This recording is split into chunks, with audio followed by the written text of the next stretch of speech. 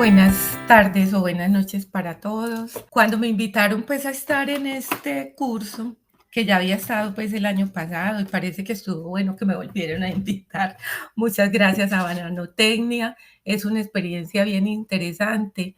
Nos pone a investigar, a obviamente que cada vez toda esa actividad de cambio climático del suelo viene cambiando tanto, se encuentra tanta información científica, técnica, de todo lo que se viene haciendo en el mundo para hacerle frente al cambio climático, al calentamiento global. Bueno, el tema de la capa de ozono ya se ha ido como menguando. Leía hoy en unos documentos de la NASA que recuerdan que hace por ahí unos 15, 20 años empezaron a hablar que había que disminuir todos esos oxifluor, ox- no sé decir el nombre completo, pero bueno, y eso ayudó tanto que dicen que ya la capa de ozono se ha ido cerrando. Hay unas fotos bien interesantes en la página de la NASA donde dicen ellos que por lo menos con eso han venido adelantando, más no con el incremento del CO2 en la atmósfera. Todos sabemos también por qué. De todas maneras, no se viene, no se viene disminuyendo todo lo que lo incrementa. Pues ojalá fueran únicamente las plantas, pero con las plantas, que sería el CO2 que podríamos tener en la atmósfera y que era el que se reportaba antes.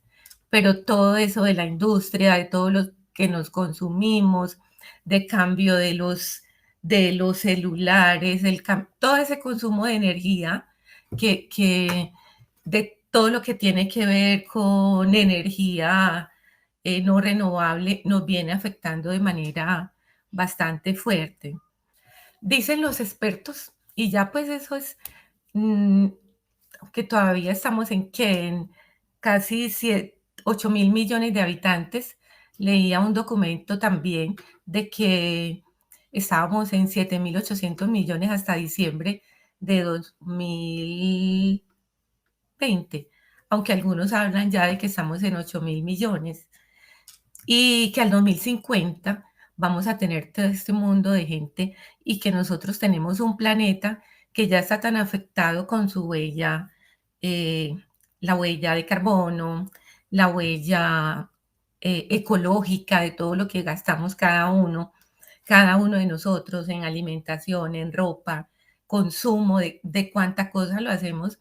Si continuamos así, vamos a necesitar 3 planetas para que podamos seguir viviendo en nuestro planeta. De hecho, hay por allí un documento que en Colombia lo estuvo distribuyendo un periódico de acá del país que se llama El Espectador y se llamaba La Huella, o se llama La Huella Ecológica. Ahora lo están publicando como Biblo y nosotros, nuestra huella ecológica de todo lo que consumimos, cuánto de carne consumimos, cuánto consumimos en el carro, en cada una de estas actividades. Yo me lo vengo haciendo hace que por ahí unos 10 años cada año y he ido mermando pues algunas cosas. Y antes necesitaba 3 planetas y ya necesito casi que 2 y un cuarto planeta. Todavía es demasiado porque nosotros tenemos un solo planeta. Entonces, es mucho lo que todavía hay que, que crecer o que mejorar. Entre 1900 y 1960 y 2005 inició pues como todo esto de la revolución verde y se dio la ingeniería genética, mejoraron como todas esas prácticas tecnológicas, las prácticas agronómicas también mejoraron mucho y hay un documento donde registra que se incrementó en estos años, obviamente en los primeros años, en un 135% de la población. Pues nosotros nos alimentamos de las plantas y de los animales que se alimentan también de las plantas y siempre ha sido un paradigma siempre ha sido un paradigma poder producir más alimento para toda la población. Por allá en el año 62 busqué ese dato específico por alguna razón en particular y en ese momento habían 3.200 millones de habitantes y ya estaban encontrando SIGMIT, todas estas entidades FAO que ya la población estaba incrementando y era el alimento, la disponibilidad de alimento no era tan alta. Se dio la Revolución Verde entre los años 1970 y 1980 y hubo un incremento, o sea, el 135 fue durante todos los años y no más en estos 10 años que el incremento fue del 36%. Recordemos que se incrementó el uso de agroquímicos, las semillas, ya hablábamos con todo el tema de la ingeniería genética, pero en este momento el doctor Norman Borlaug es bastante vilipendiado, como está, o sea, todos le hemos caído a él, que vea que por culpa de él, por todo ese uso de agroquímicos y todo ese uso de fertilizante, y dele varilla al pobre señor. Y resulta de que en ese momento era lo que había, lo que se tenía. De hecho, se ganó un, un premio Nobel porque fue mucha la cantidad de alimento que se incrementó. Recordemos que nosotros dependemos de 7 alimentos, los 7 cultivos más importantes. Arroz, está primero arroz, maíz, trigo, bueno, plátano, por ejemplo, está de cuarto, hablando de las musáceas, y el banano está por allá de séptimo. Entonces, esta fue una estrategia mundial que garantizó alimento por todo un tiempo y se encontró, ya dicen los expertos que necesitamos producir un 70% más para poder alimentar todo este mundo de gente que ha incrementado. También encuentra o habla uno con colegas, con muchas personas y algunos comentan, no es que nosotros, es mucho la comida también que botamos, es cierto, es mucho la que mal se maneja, mucha gente que no tiene cómo acceder al alimento, aún así pues con todo lo que han hecho los investigadores. Pero resulta que ahorita nosotros todos andamos preocupados, los ingenieros agrónomos, la FAO, toda la gente, pensando que qué vamos a hacer para incrementar toda esa cantidad de alimento.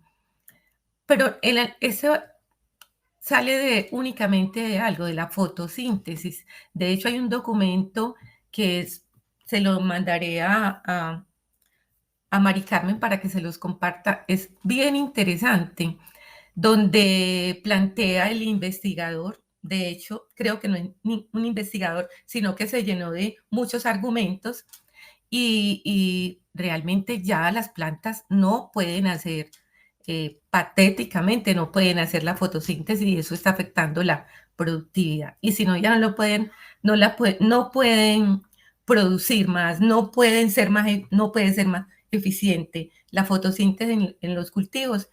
¿Cómo vamos a alimentar pues a toda esta cantidad de gente? Tenemos muchas dificultades, ahorita el tema de la pandemia, que también es es, yo diría que otro paradigma en este momento como a tratar de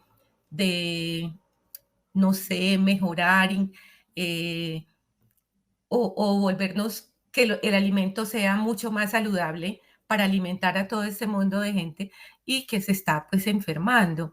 De hecho, hay algo bien interesante que se llama el estrés oxidativo. Cuando nosotros nos volvemos más susceptibles a las enfermedades es porque también nuestro propio organismo no está eh, generando toda esa cantidad de antioxidantes para que podamos ser más resistentes a las enfermedades. Así como le pasa a las plantas, también nos pasa a nosotros, porque nosotros también tenemos cadena transportadora de electrones, nosotros respiramos, nosotros producimos energía y respiramos, las plantas producen fotosíntesis y respiran. Todo ese oxígeno que estamos tomando y que realmente nosotros, se dice que en 6.000 millones de años atrás, la Tierra no dependía del oxígeno.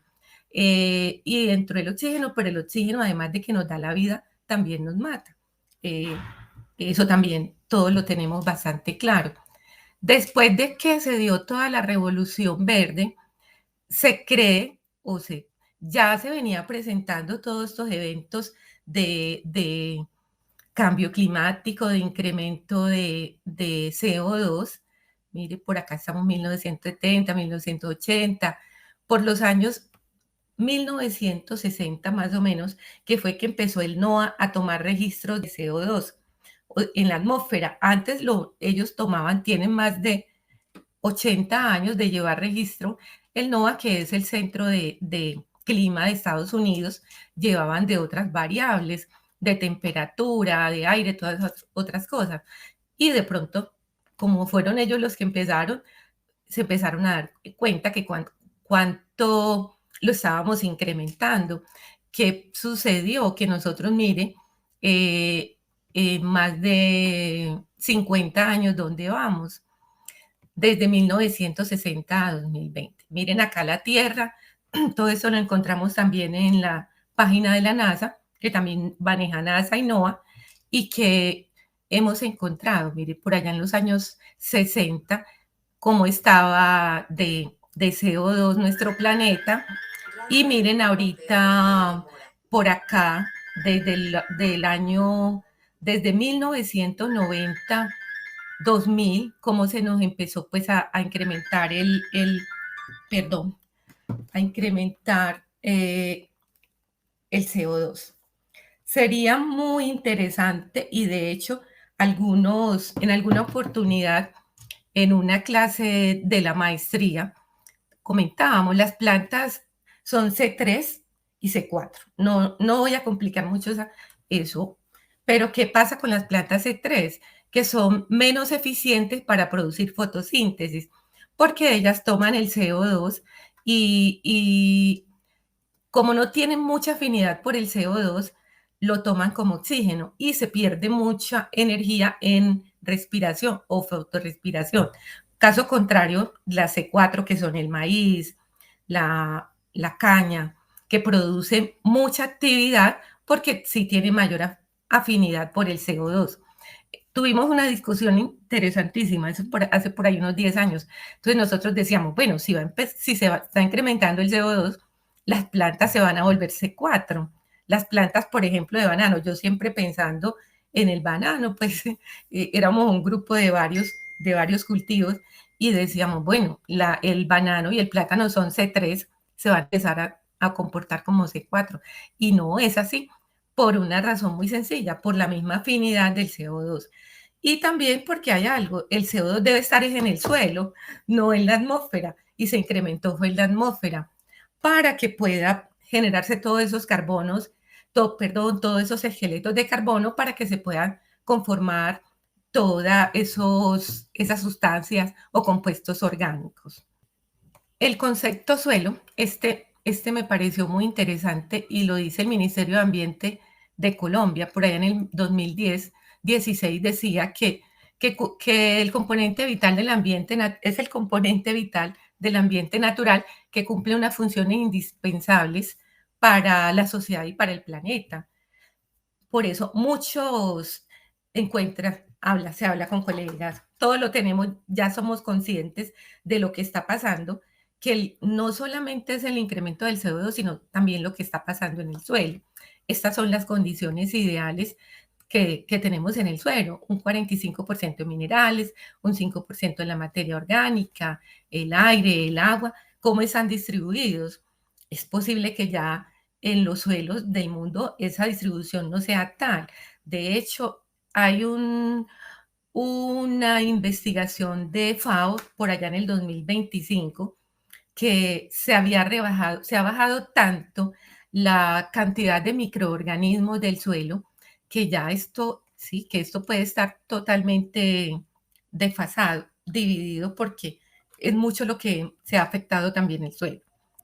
Hay un documento, el documento se llama Reporte de la Biodiversidad del Suelo, también se los recomiendo para que lo lean, es bien interesante, tiene fotos de toda la biota y la microbiota que hay en el suelo, que precisamente hoy es el Día Mundial de la Microbiota del Suelo y cuentan ellos lo que hay y cuentan que aún así hay muchos microorganismos que podrían estar ayudando mucho más a la producción de biomasa o a ser parte de toda de este componente del suelo en la parte física, química y microbiológica. Aquí lo tomé desde el lado de la degradación. En algunos momentos yo lo veo, lo estudio pues como desde la parte más de la actividad del suelo. Aquí traté de mirarlo pues de lo que está pasando, desde lo físico. El suelo se está compactando por todo, perdón, por todo lo que viene pasando, se viene disminuyendo la materia orgánica, se está generando erosión y desertificación, que eso pues lo tenemos todo muy claro, lo vemos en nuestros mismos cultivos, lo leemos y que se está dando pues también hídrica y la erosión eólica. Aunque esta es un poco más retrasada, pero es muy grave, porque ¿qué está generando? Que las rocas se vayan volviendo polvos y el suelo se está acabando mucho más rápido. Por eso dicen algunos, no estamos quedando sin suelo y se va a acabar la humanidad, por lo que está arriba y por lo que está abajo. En la parte química se está disminuyendo la fertilidad de los suelos, porque la fertilidad del suelo no es únicamente o no es la que nosotros aplicamos con los elementos minerales, que son bien importantes, sino esta misma que tiene que ver con la materia orgánica y con toda esa cantidad de macroporos y microporos que permiten que se muevan los nutrientes, los microporos, y los macroporos que se mueva el agua.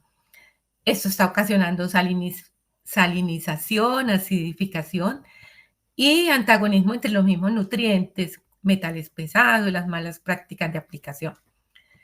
Bien importante tenerlo en cuenta en todas esas prácticas o buenas prácticas para la producción de alimentos, porque también está llegando ahora, no, es que el gran problema fue la revolución verde. Entonces, pero ¿qué pasa? Nosotros no podemos evitar, para ser más productivos, no podemos dejar de aplicar los nutrientes. ¿Qué debemos ser? Más racionales con lo que hacemos. Tenemos que aplicar, esto sí que es bien, bien importante.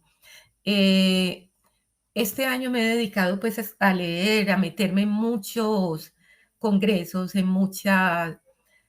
han habido muchos seminarios que tienen que ver IFA o AIFA, que es una entidad que se encarga de regular todo lo que son fertilizantes y nutrición en el mundo, con la FAO. Estuve por allí en uno que tuvo que ver exclusivamente con biología del suelo. Todos los trabajos que presentaron son el incremento de la materia orgánica y la aplicación de microorganismos. Ya hay muchos microorganismos que se están trabajando en Europa directamente en el suelo. En Canadá, por ejemplo, ellos vienen trabajando muy fuerte en la aplicación de los microorganismos. De hecho, ya en América Latina también vemos que nos están recomendando aplicar al suelo, que antes no lo hacíamos con tanta, no digamos rigurosidad, sino sí, como con un poquito más de conocimiento. Por ejemplo, las micorrizas, todas estas microorganismos que a veces los utilizamos para el control de plagas, control de enfermedades, hongos, bacterias, pero que también están haciendo una actividad muy buena para el suelo. Cada vez se encuentra, por ejemplo, estas son calicatas en regiones bananeras en Colombia y se está encontrando que la materia orgánica es muy incipiente, muy incipiente. ¿Qué hace eso? Que nosotros, toda esa actividad biológica sea nula.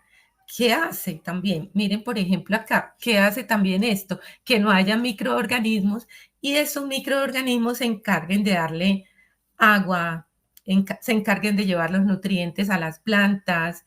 Hay algunas enzimas que propician las bacterias, que son, por ejemplo, las hidrogenasas, las nitrogenasas, que ayudan a que la planta o a que las raíces o que los nutrientes le puedan llegar a las raíces. Como aquí no hay actividad de microorganismos, tampoco hay cómo ellas la puedan llevar a las raíces. Hay algo, el carbono se está yendo para la atmósfera, no se está metiendo acá.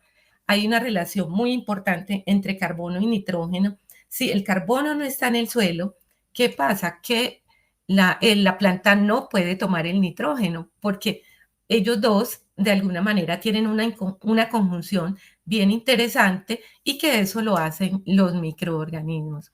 Entonces, definitivamente esas prácticas de airar el suelo, incorporar materia orgánica y ahora incorporar todos estos microorganismos va a ser parte de o cómo replantear nosotros manejar todos los cultivos y que ya lo vienen haciendo, pues ya mucha gente lo viene haciendo, todo esto de la agricultura regenerativa, que tiene que ver precisamente con esto, sin dejar también, pues, de hacer las otras actividades, como les decía ahorita, aplicar los nutrientes, aplicar los agroquímicos, porque hay veces que, o muchas veces los tenemos que aplicar.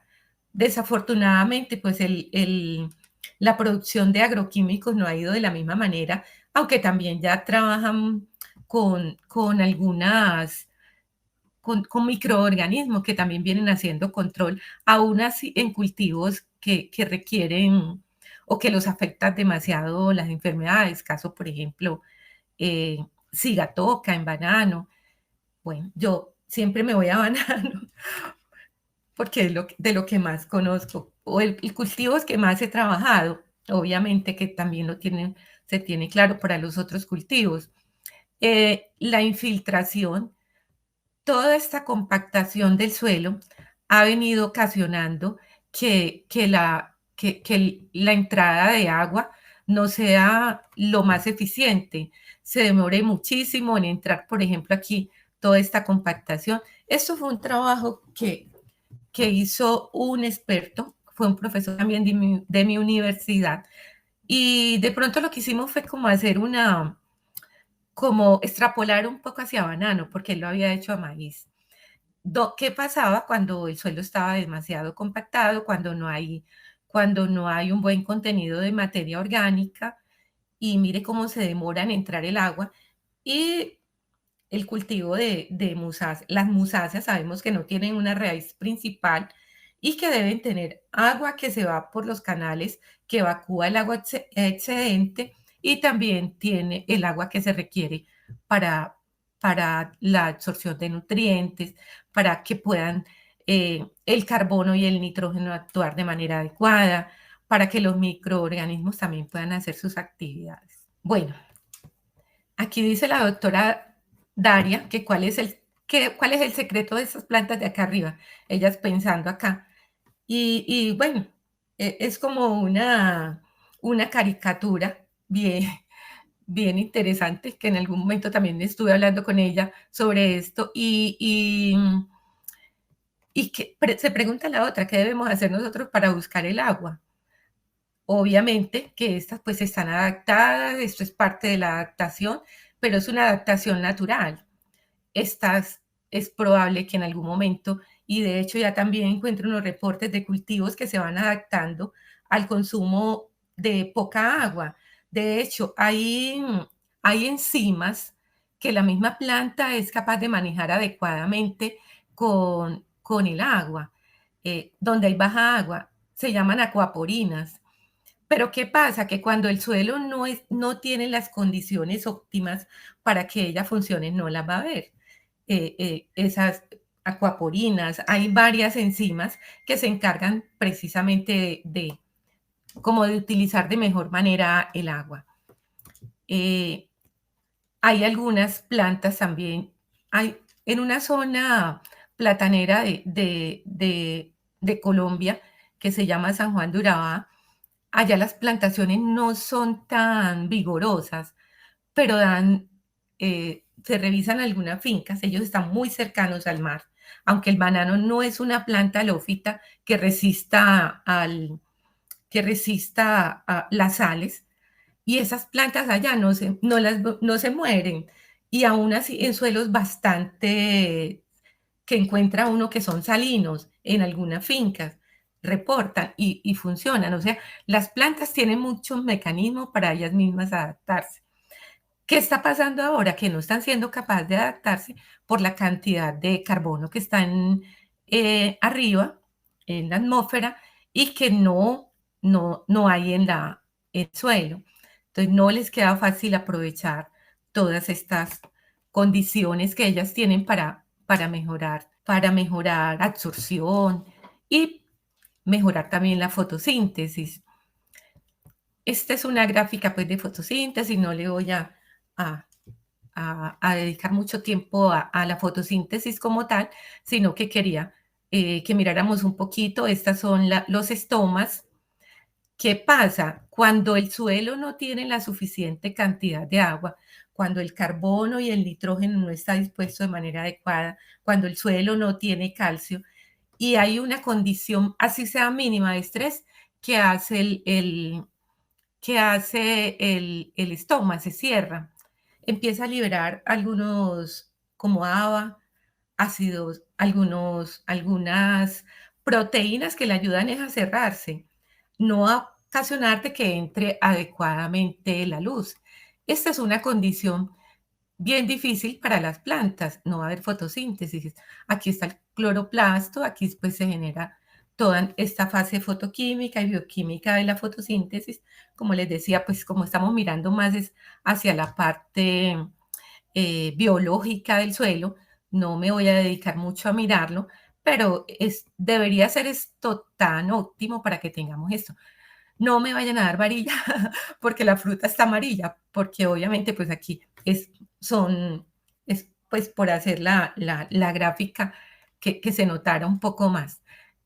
Porque si una fruta se madura en el campo, pues ya sabemos que, que es grave. Entonces, de llegar a estas cantidades, que nosotros produciéramos la cantidad suficiente de biomasa, la que yo me estoy pintando o la que yo me estoy haciendo la idea cuando estoy haciendo el plan de fertilización o la nutrición, pero cada vez está quedando más difícil para las plantas absorber los nutrientes, porque el carbono no está entrando al suelo, no tiene forma de cómo entrar porque se está mezclando con un carbono allá arriba que es el carbono de la industria. Y el carbono tiene varias formas, tiene una forma física, gaseosa, y necesita que hayan unas condiciones, insisto mucho pues en el contenido de materia orgánica y también de la, de,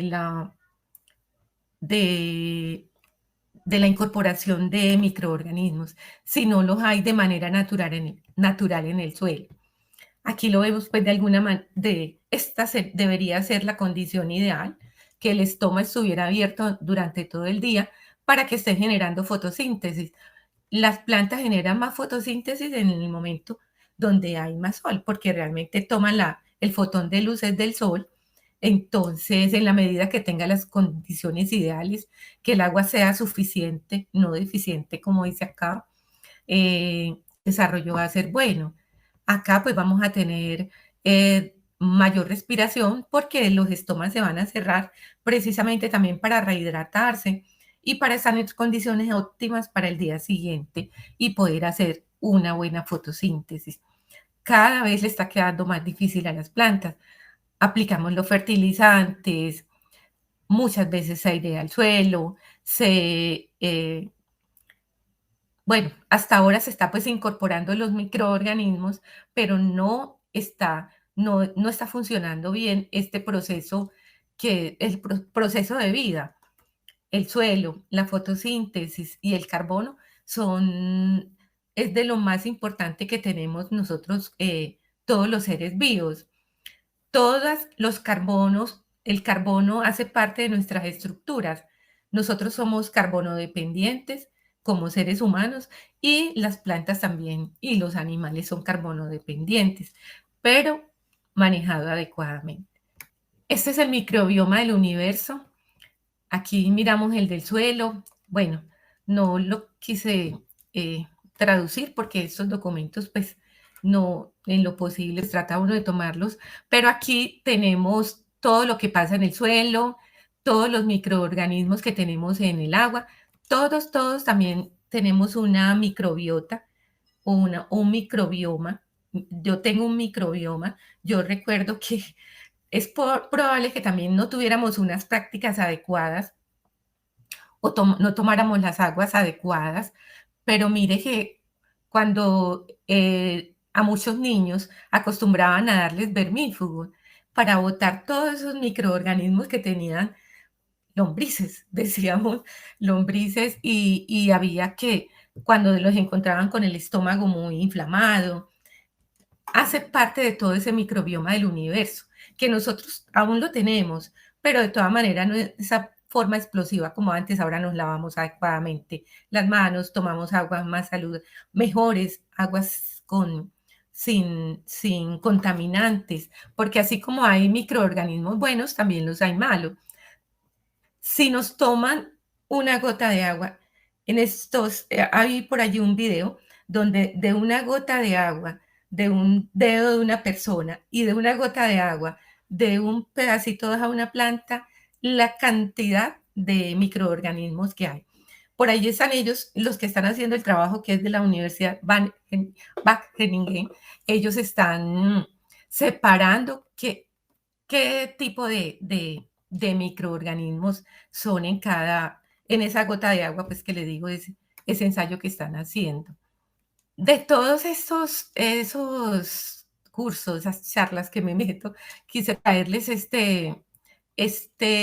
como una especie de estudio de caso. Esto lo presentaron y un investigador que se llama Sebastián Franz.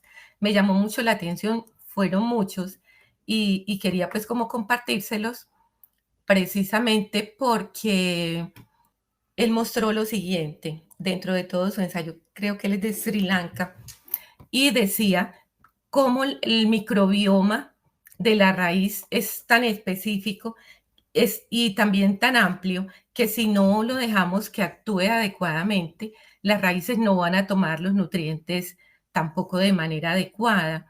Él aquí señala, aquí lo coloca pues en unas condiciones ideales. Él colocó pues esto aquí de manera exagerada, diciendo pues que también se encuentra eh, residuos, cosas que no son, no deberían estar en el suelo. Y acá él encontraba de que esto no lo hay, esto no lo hay, esto no lo hay.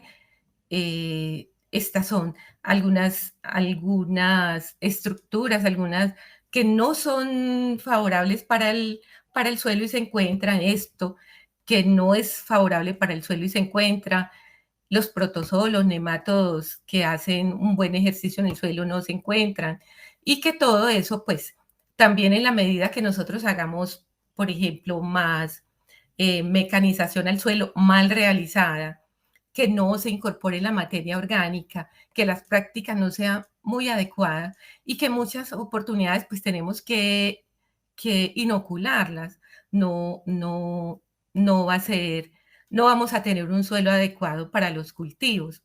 Por eso ahora al principio les decía, no, con lo de la revolución verde, no podemos exagerar, no podemos pensar de que todo eso lo vamos a quitar ahora y chao pescado, revolución verde. De alguna manera nosotros todavía somos dependientes de todas esas actividades, porque si no tampoco vamos a tener la producción del alimento de manera adecuada.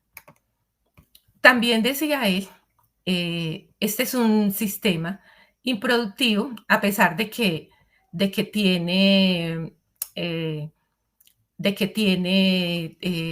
el cultivo, de que tiene eh, algo pues de actividad de microorganismos, no es lo suficientemente sostenible o no es capaz de ser sostenible o sustentable para el cultivo. Aquí, por ejemplo, él lo considera, porque ese es un cultivo que está muy pobre.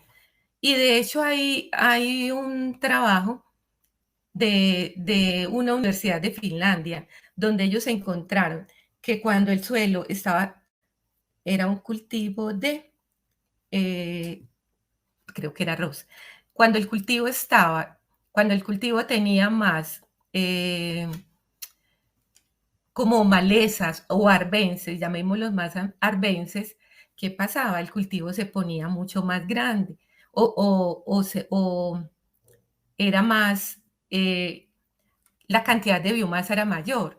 ¿Por qué? Porque resulta que en la medida que el suelo está más descubierto, y eso lo vienen hablando mucho por el tema del carbono y el nitrógeno, en la medida que el suelo esté mejor, las raíces estén mejor organizadas, hay mayor oportunidad de que el carbono llegue al suelo, porque cuando no hay actividad o no hay cultivo, sean arbences, lo que sea, no va a haber una buena actividad. Entonces, y aquí, por ejemplo, el desarrollo va a ser mayor porque hay una adecuada eh, o manejo, pues, precisamente del cultivo versus los microorganismos y versus la cantidad de materia orgánica. Independiente que sea un cultivo, por ejemplo, ahora se habla mucho de la agricultura familiar y están utilizando poco agroquímicos, poco fertilizantes, pero obviamente que las productividades son muy bajas.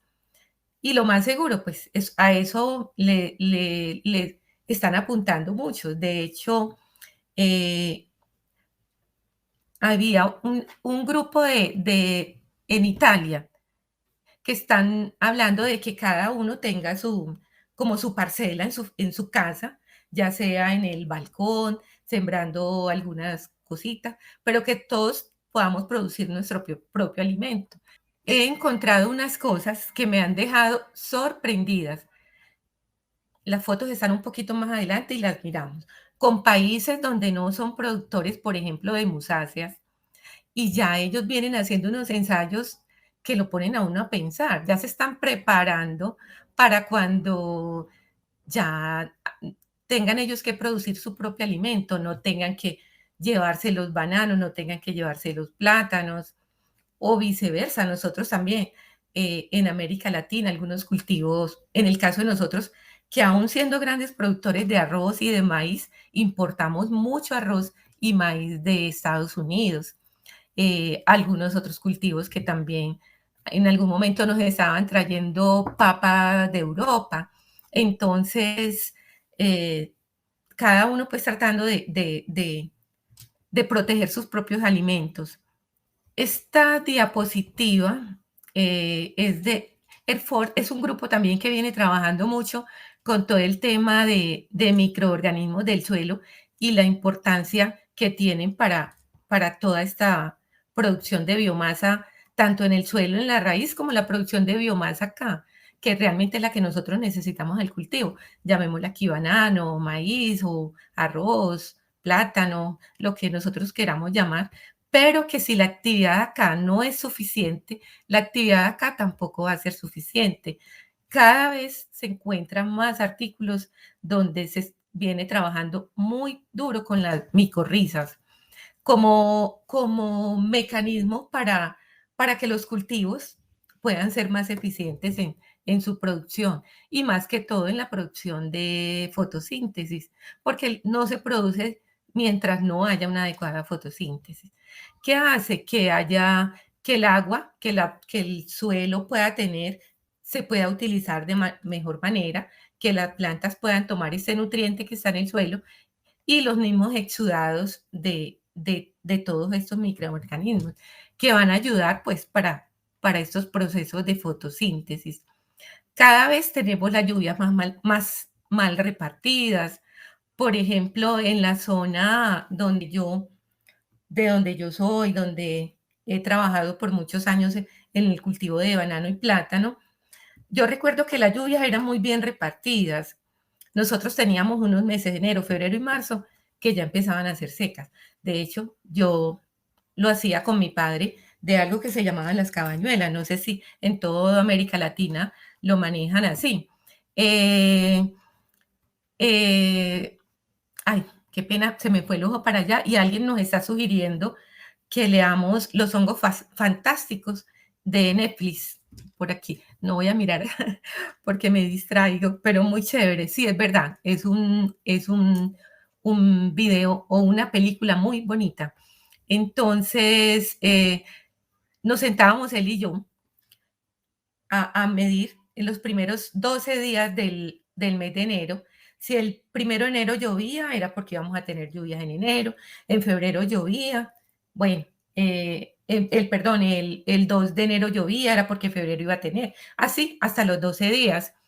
Y la verdad era que se cumplía, pero en cuanto ya empezó a sentir todo esto de la mala distribución de las lluvias, incremento de las temperaturas, ya eso no se cumple.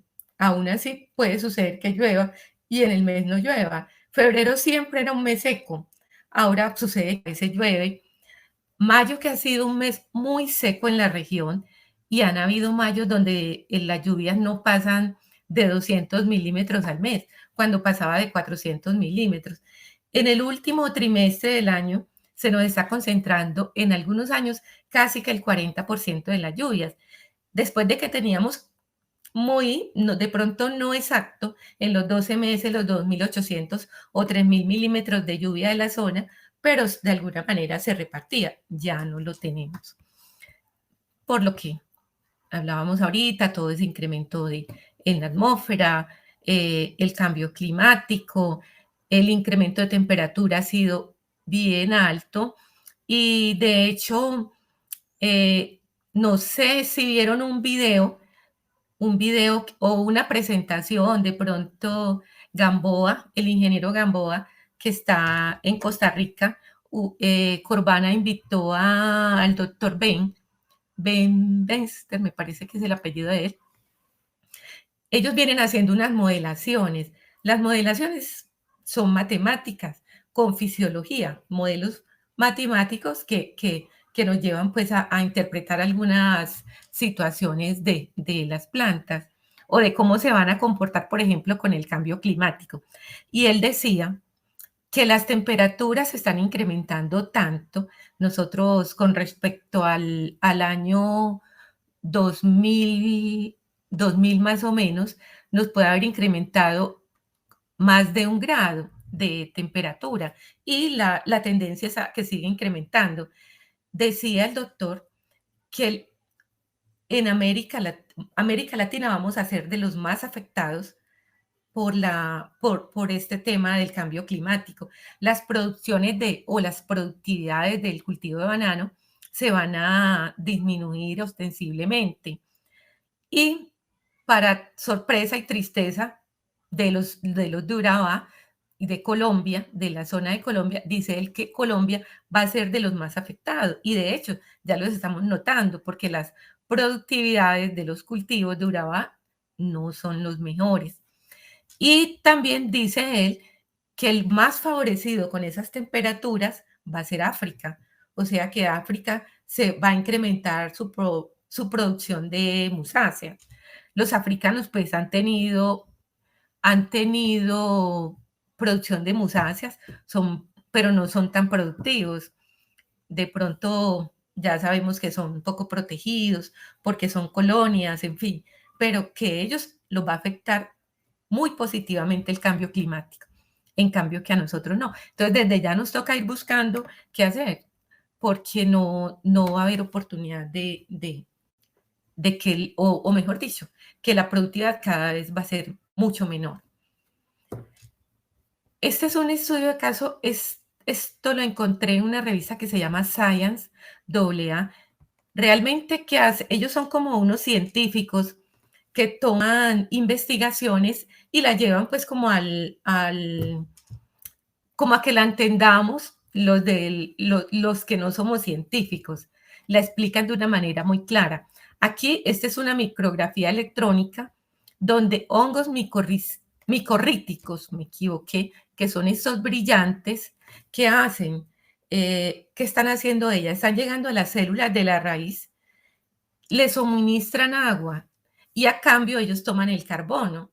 ¿Por qué? Porque no hay carbono en el suelo y ellas necesitan carbono porque ahorita hablábamos, todos los seres vivos somos dependientes del carbono. Como el carbono no está en el suelo porque se está quedando arriba y el nitrógeno también no está trabajando adecuadamente porque realmente no hay carbono, entonces hay esta oportunidad que yo la llamé colaboración biológica, la podemos llamar simbiosis, lo mismo pasa con los rhizobium, ellas le dan, pero si el suelo está compactado, y eso lo hicieron ¿qué hicieron ellos? Descompactaron el suelo, lo desalinizaron, hicieron como una condición ideal para inocular estas micorrizas y eso fue lo que observaron. Entonces, muchas oportunidades que ya vamos a tener que utilizar nosotros desde de la biología pues, del suelo o microbiología del suelo. También ya las plantas vienen presentando algunas oportunidades de ellas defenderse, adaptarse al cambio climático, pero si no nos vamos dando cuenta, no vamos tomando pues como toda esa oportunidad de aprovechar esas características que podrían ser deseables para nosotros producir. Eh, el albedo es la propiedad que tienen algunos objetos, por ejemplo, el asfalto, de absorber la luz, o absorbe la luz, pero resulta que como esa luz se convierte en calor, se vuelve más caliente. Lo mismo el carbón es por ser oscuro, ¿qué hace?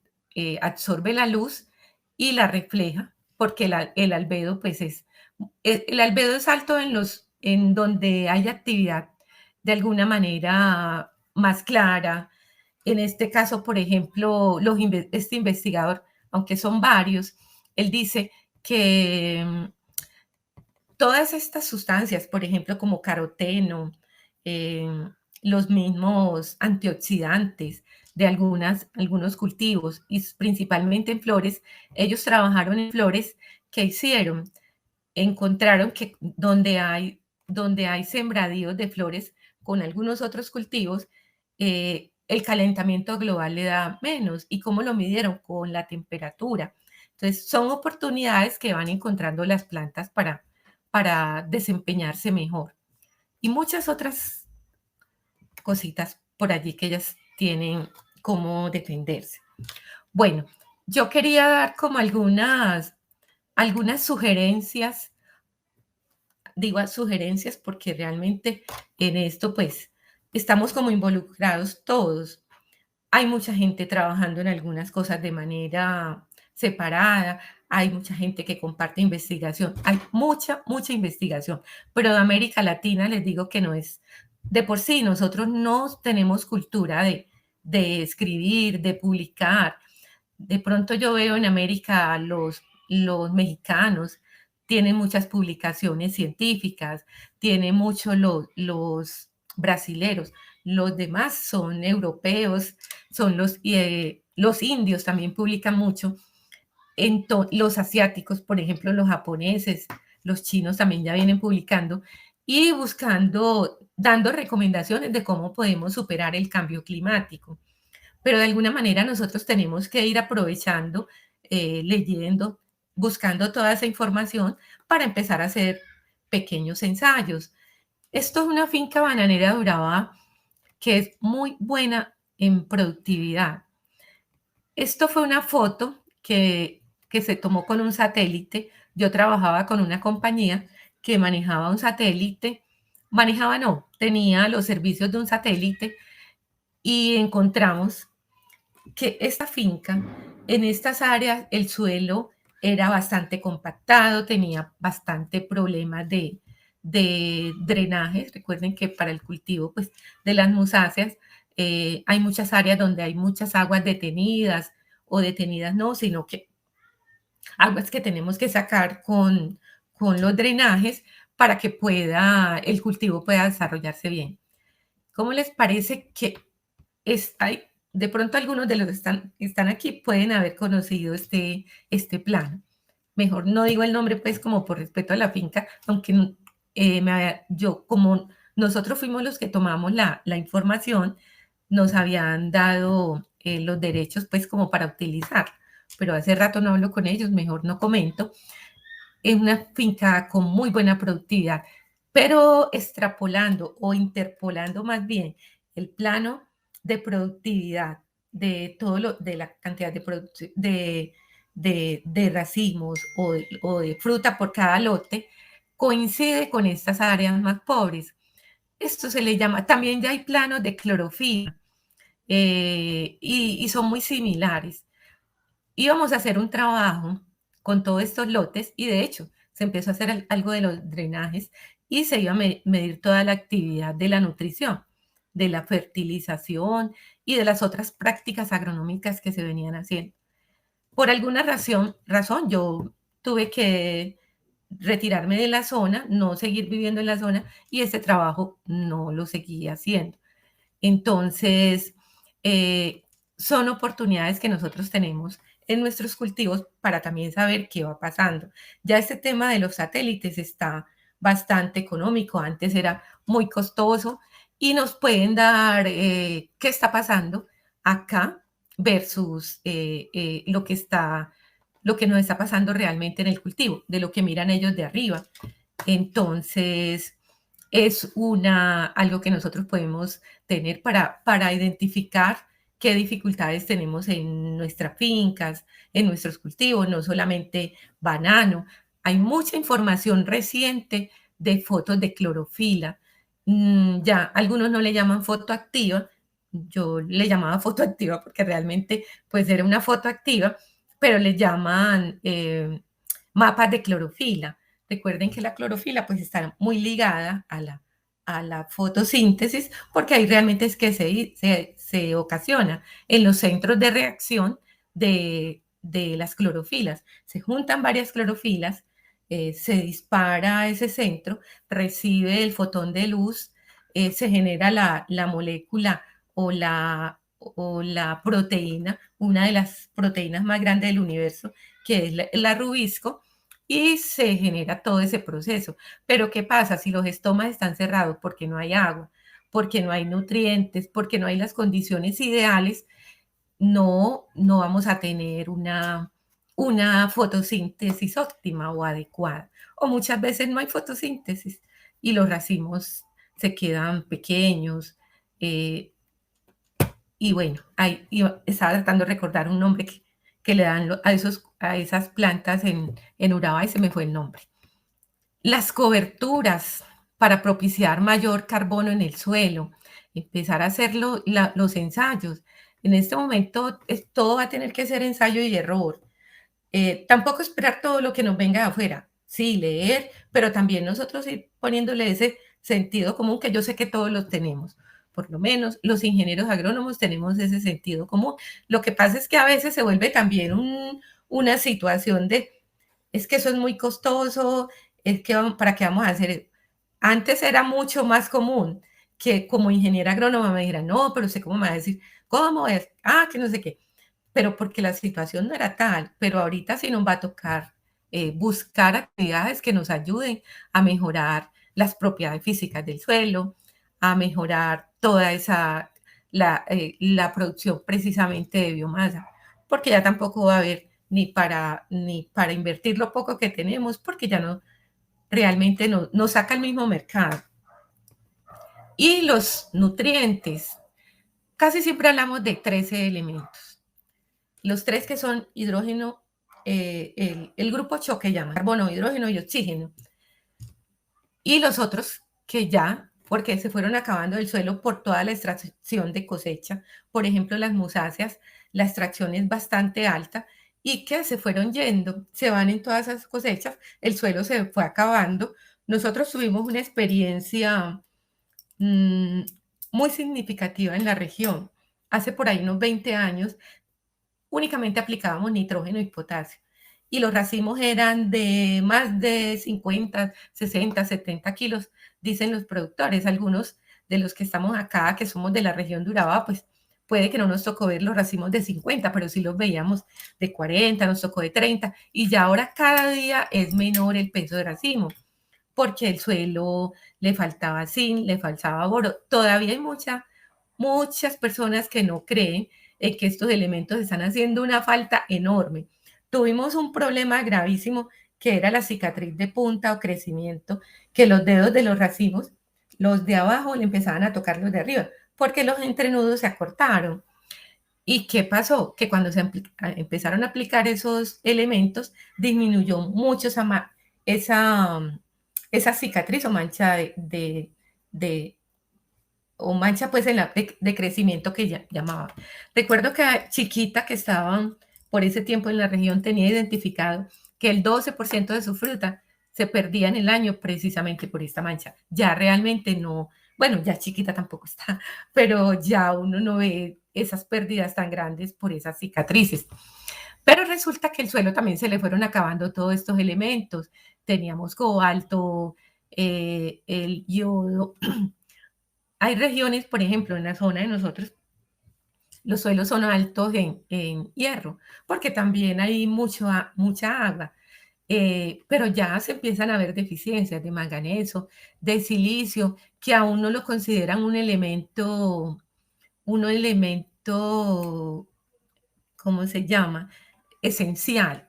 Para que un elemento sea esencial, tiene que ser que ningún otro elemento lo supla, que el ciclo de la planta no se da porque no está este elemento, no lo consideran. El 28% del globo terráqueo es silicio. Es probable que ya se esté agotando y por eso cuando lo aplicamos o lo aplican, funciona o se ve la diferencia, porque resulta que la planta se vuelve de alguna manera más resistente al estrés, por enfermedades, por el mismo estrés por sequía, en fin. El selenium es un elemento, leía en algún momento, es un artículo de por allá de Finlandia. Ellos encontraron que este elemento está tan ligado a las a esas situaciones que nos defendían a nosotros, a los seres humanos, comíamos cultivos que lo tenían para hacernos más fuertes a todas esas enfermedades mentales, enfermedades como que la depresión, enfermedades como la misma locura, encuentran y le dan, los suplen a las personas que son mucho más susceptibles con medicamentos a base de selenio. ¿Qué hicieron los finlandeses?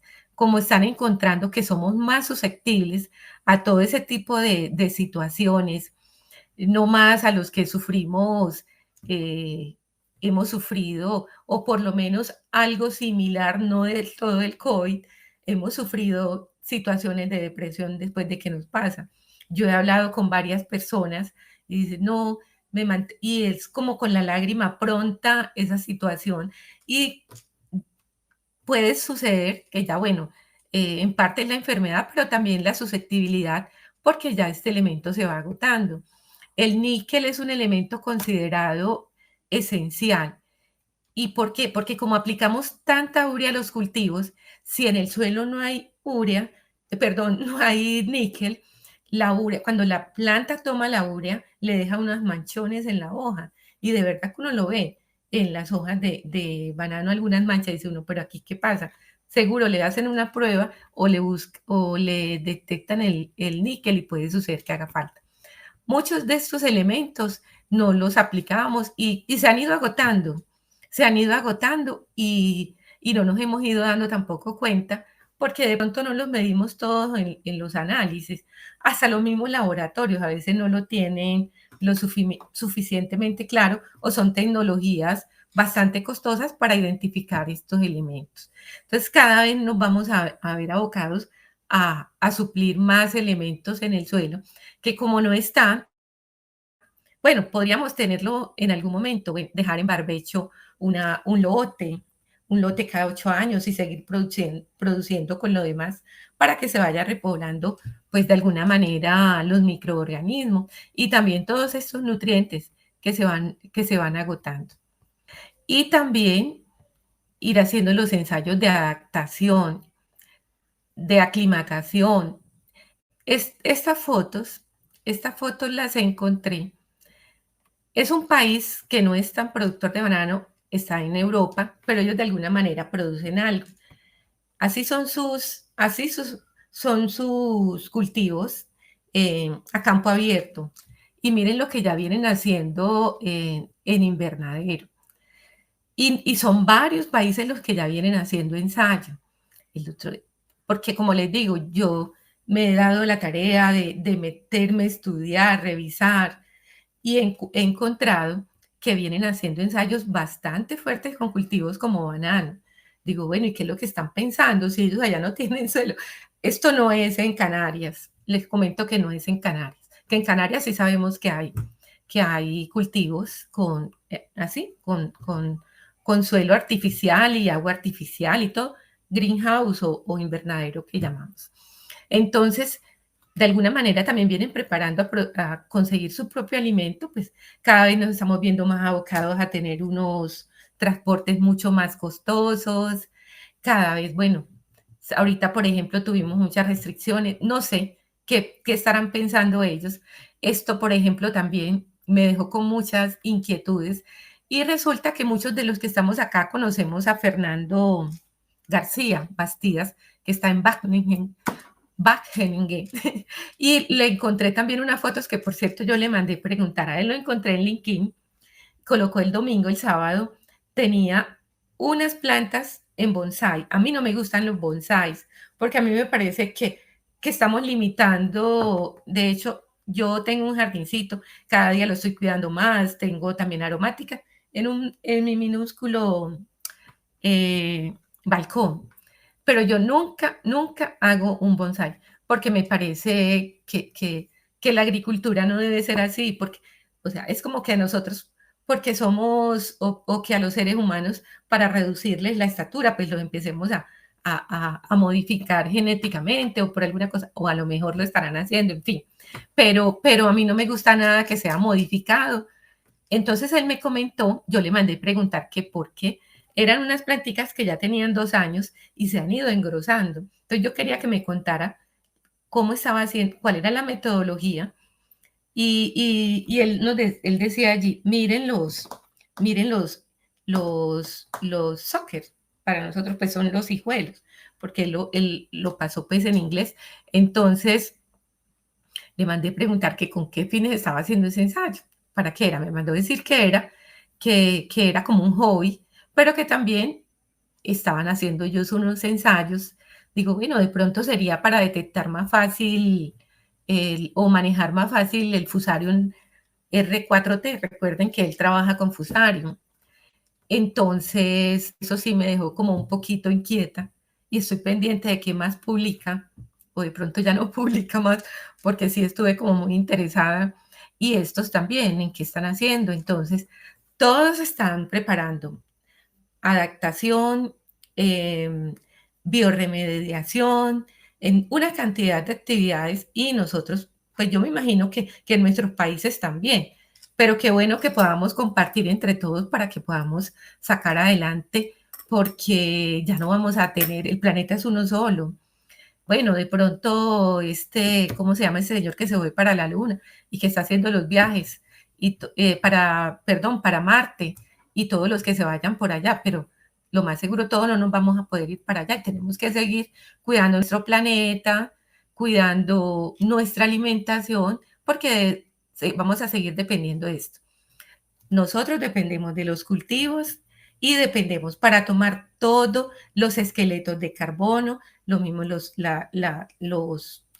animales domésticos con los que nos alimentamos para tomar todas nuestras proteínas y es la única manera que tenemos. Entonces tenemos que cuidar nuestros cultivos y en la medida que sean menos productivos, pues menos gente va a tener oportunidad de alimentarse y más ahora con toda esta situación de estrés debido pues también al cambio climático, porque lo más seguro la pandemia tiene mucho que ver también con todos estos cambios que estamos teniendo.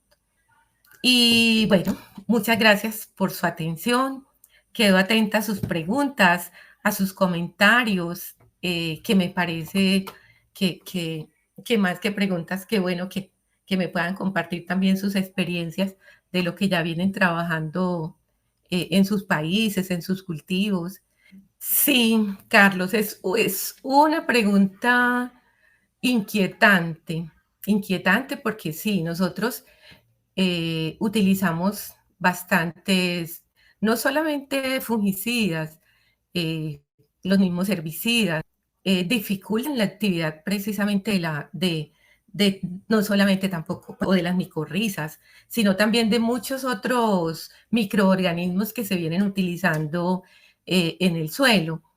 Eh, Parte también de todo eso que se va encontrando es precisamente que sacar micorrizas propias del suelo de alguna manera poderlas multiplicar y luego volverlas a incluir. Alguna vez en una tesis de un estudiante de una maestría, ellos hicieron algo y trataban pues de hacer eso, pero precisamente también comentaban que tuvieron muchas dificultades porque es alta la carga de no digamos de contaminantes, porque también de alguna manera buscamos es evitar algunas situaciones de estrés que tenemos, por ejemplo, con la cigatoca negra. Hay algunas cosas, algunas prácticas, en la medida que nosotros podamos bajar las cantidades o los ciclos por año. Yo hice una tesis de maestría y hice una tesis y fue precisamente con estrés por cigatoca negra, estrés biótico, y que estábamos midiendo toda esa actividad de sustancias que le dan resistencia a la planta para que evite la enfermedad. ¿Y cómo lo hacíamos? Con nutrientes, incrementando las fitoalexinas, incrementando los antioxidantes. ¿Qué pasaba? Que en la medida que en los tratamientos donde aplicamos los nutrientes eh, de manera balanceada, en el momento óptimo, de acuerdo como con las etapas fisiológicas del cultivo, fueron menos susceptibles. Obviamente que eso fue bajo invernadero. Y la verdad, nunca es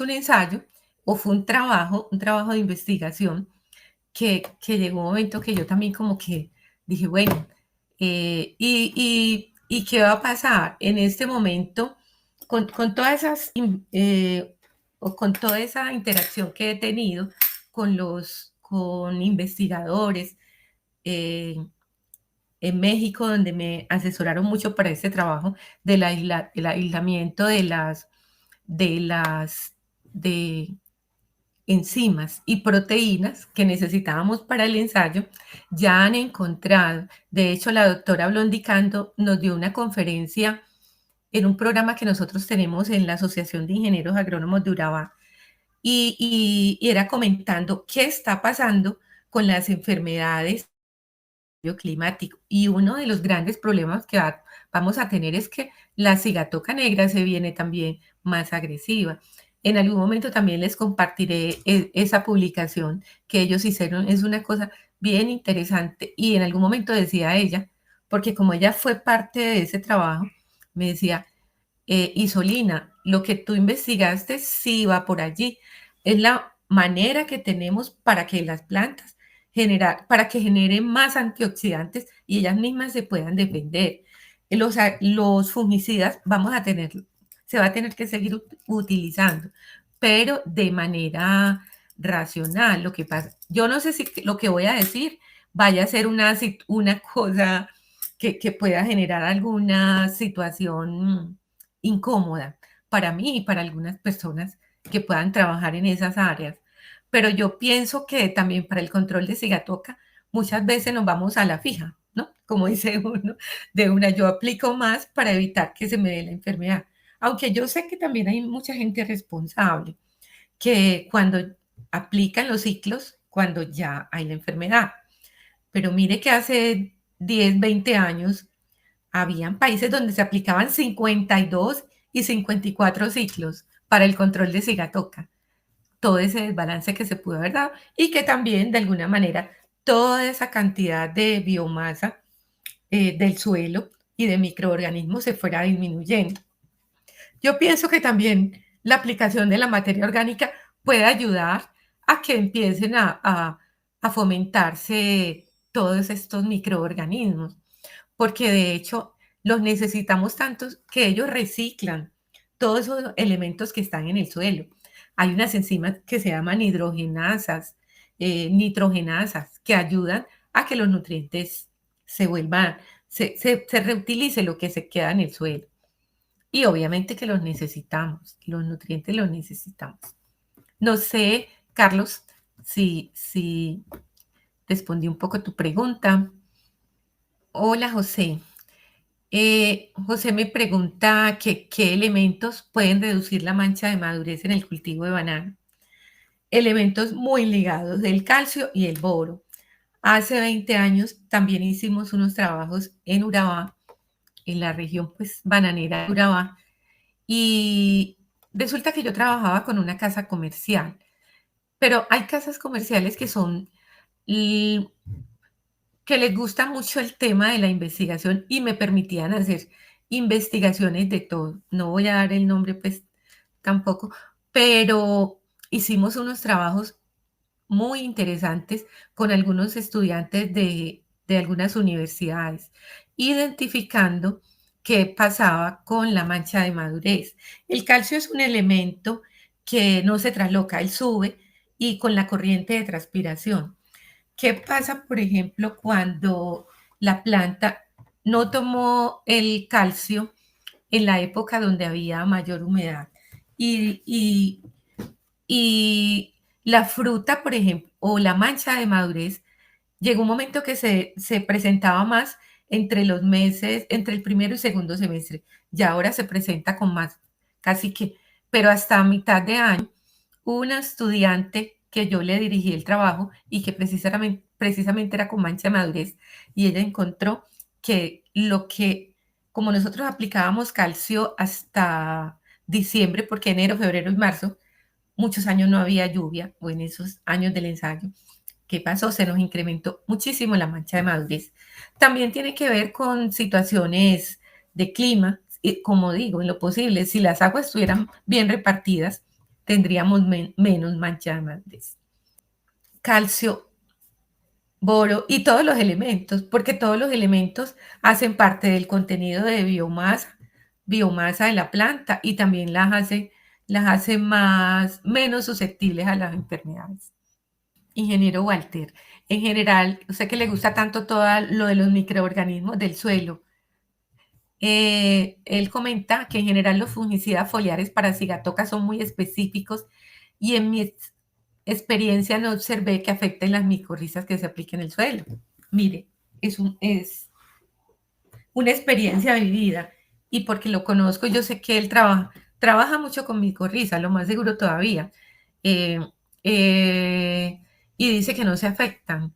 Hay algunos que dicen que se afectan. De hecho, hubo una investigadora de Canarias que vino mucho a Colombia, era apellido Jaime, ella tiene muchos artículos y ella decía que podía haber una afectación. Hay algunas personas que, que dicen que no. Es posible que las micorrizas no estén en el suelo también por otras condiciones, ¿cierto? Pero si también las estamos inoculando, yo pienso que eh, podría pasar lo que está diciendo el ingeniero. Y lo más importante es que también los microorganismos sean del mismo suelo, que es otra cosa que comentan. Cuando llevamos de una zona a otra puede ser que no sea eh, tan eficiente. ¿Cómo podemos recuperar un suelo arrocero para sembrar banano? Bueno, sería bueno también interesante por lo menos conocer, hacer calicatas, mirar. Los suelos arroceros no se compactan tanto y sobre todo cuando se han rotado con otros cultivos como maíz. Eh, Nesky vive en Colombia, porque acá, por ejemplo, se rotan se rotan con maíz o con otros cultivos también de ciclo corto y podría suceder que no estén tan compactados. Cuando vienen de ganadería, por ejemplo, están compactados y hay que descompactarlo.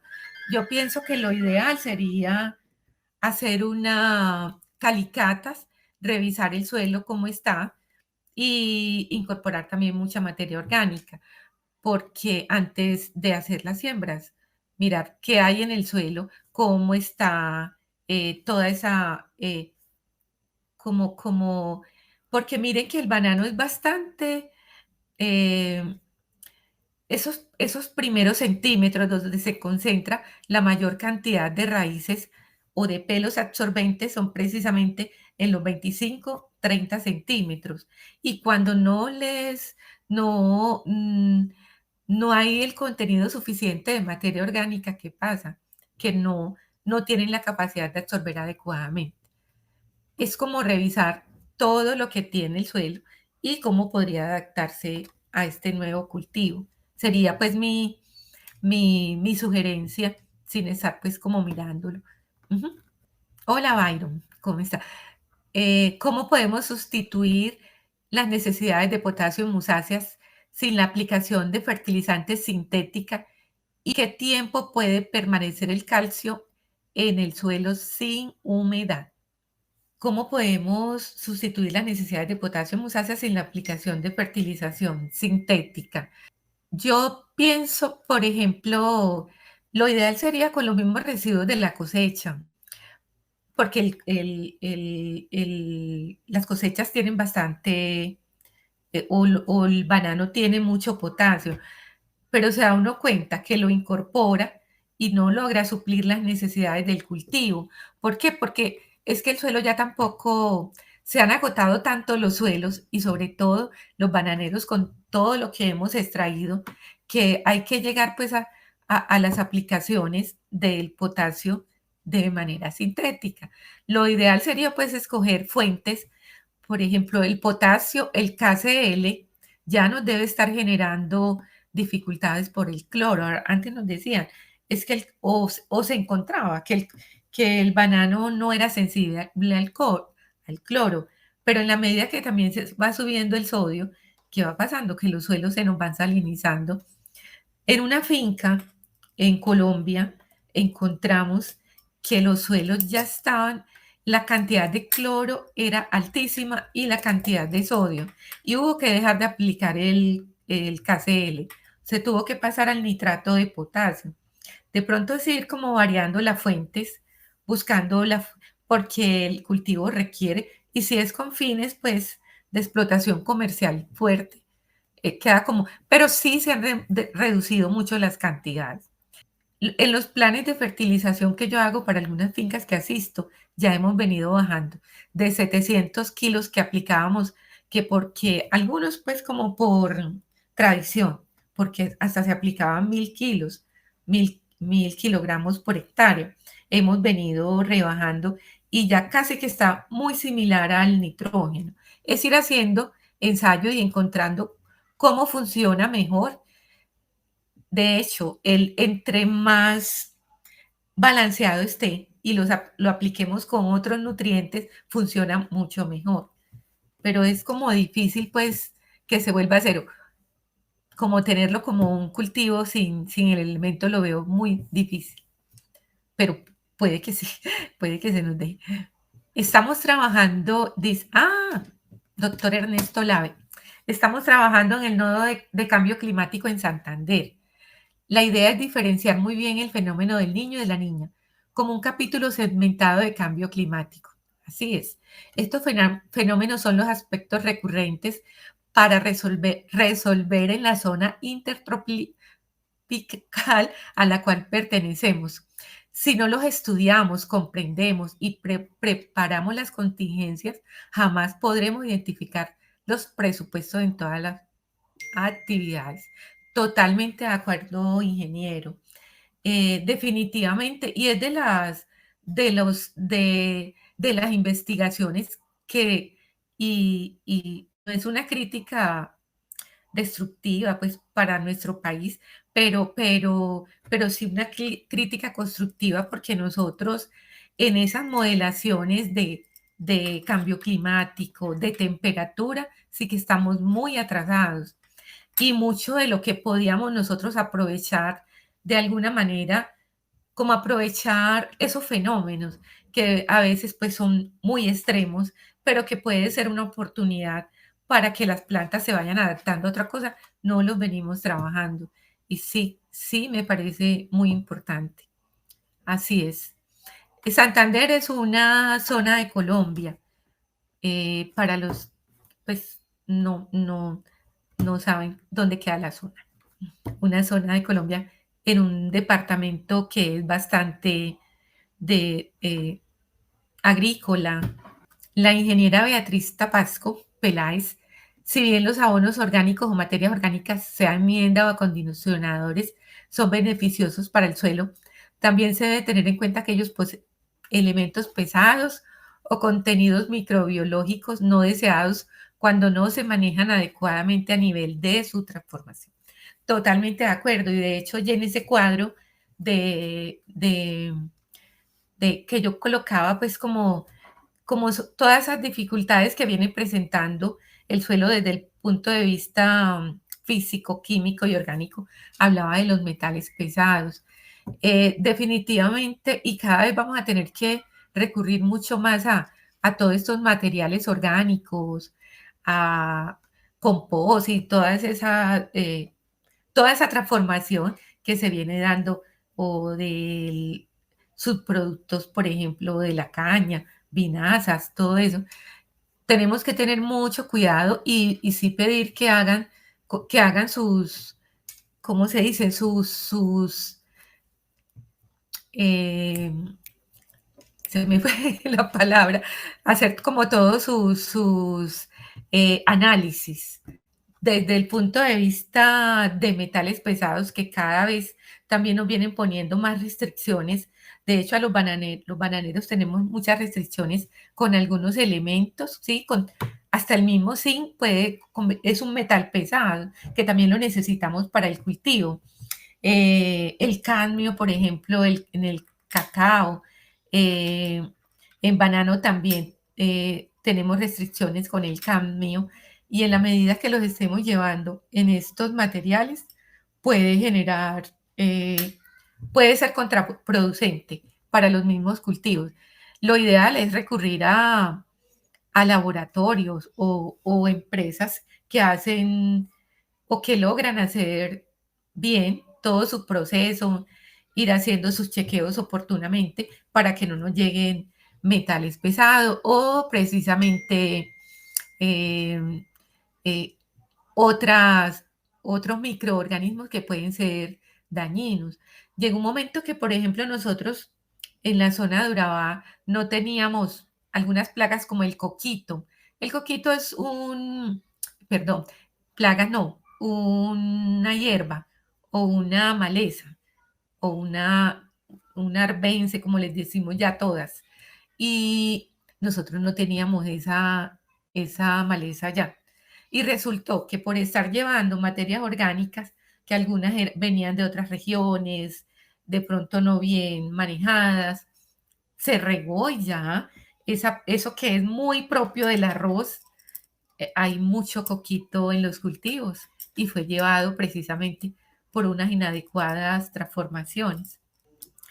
Materiales orgánicos bien compostados, maduros, con buena relación carbono-nitrógeno, sí.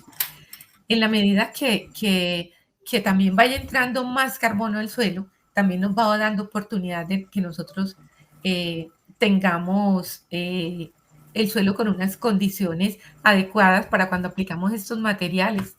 También nos va a aportar mayor humedad, unas condiciones mucho mejores para el cultivo o los cultivos que estemos manejando.